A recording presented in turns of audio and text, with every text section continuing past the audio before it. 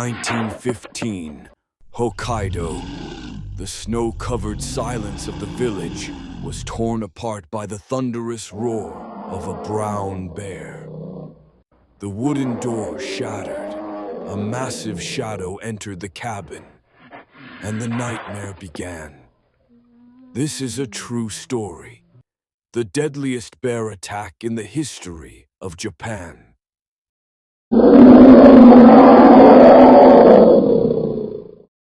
It was winter. Snow reached up to the knees. The wooden houses of the village bent under the heavy snow. Everyone was seeking warmth, sitting by their stoves, listening to the crackling of firewood. The Oob family, like the others, began their night in peace. The mother held her child, humming a lullaby. Outside, the wind howled, but inside, everything seemed safe and calm.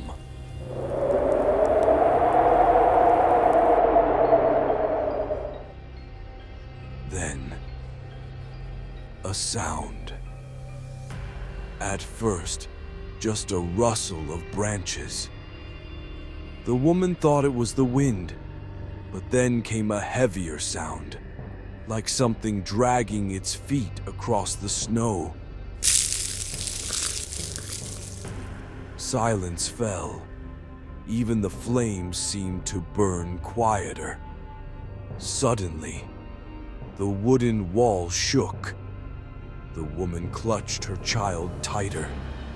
Again, the sound, closer this time. And then, a roar.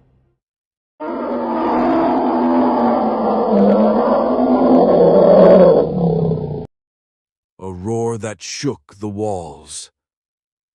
A sound no human could ever forget.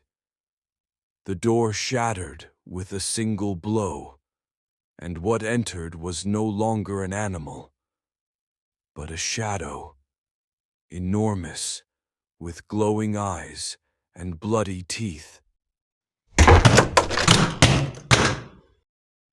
The brown bear.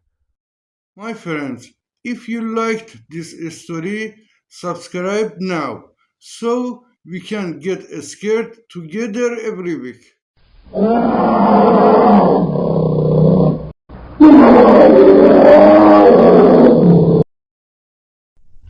The woman screamed. The child cried. The bear tore everything apart with one swipe.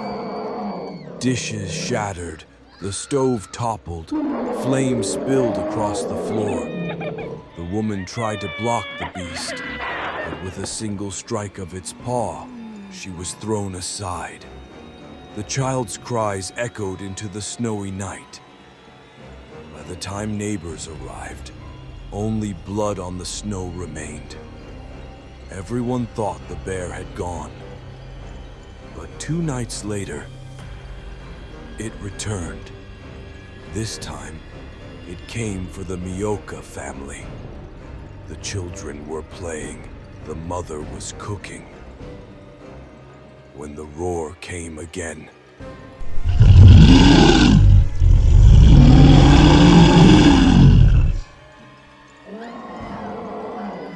the door burst open and the beast stormed inside. The children screamed. The mother stood in its way with bare hands. But the bear's paw turned the room into a slaughterhouse. When neighbors arrived, they saw the bear sitting calmly in the middle of the house, feasting on its victims like a blood-soaked king. From that night, the village became hell. No one dared turn off their lamps. Men stood guard with rusty rifles. Every crunch of snow, every shadow of a tree froze their hearts. Children whispered in their mother's arms, "Mom, the bear is coming." Finally, the hunters came. led by Yamamoto, an old man who had fought bears for years. He said, "This is no longer an animal. This is a killer. We must end it here." They followed the trail of blood into the forest. The woods were silent, only the crunch of snow beneath their boots. Then, a roar shook the trees.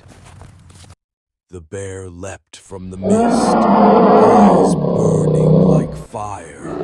Bullets struck, but the beast kept coming.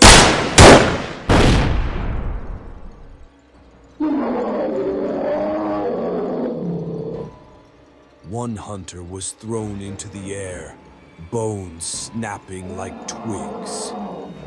Yamamoto stood his ground. The bear charged, snow exploding beneath its paws. The old man raised his rifle, breath held. The beast was upon him, jaws wide, teeth dripping with blood. He pulled the trigger. The bullet struck its skull. The bear staggered, roared one last time, and collapsed like a mountain onto the snow. When the villagers saw the body, they could not believe it. Over 340 kilograms of muscle and fury, claws like daggers, teeth still stained with blood. That night, the village finally breathed again. But years later, around the fire, the elders still whispered, "Remember, the forest is never truly silent. Sometimes, the monsters return." This was the true account of the night when a brown bear turned the village of Sankebetsu into hell.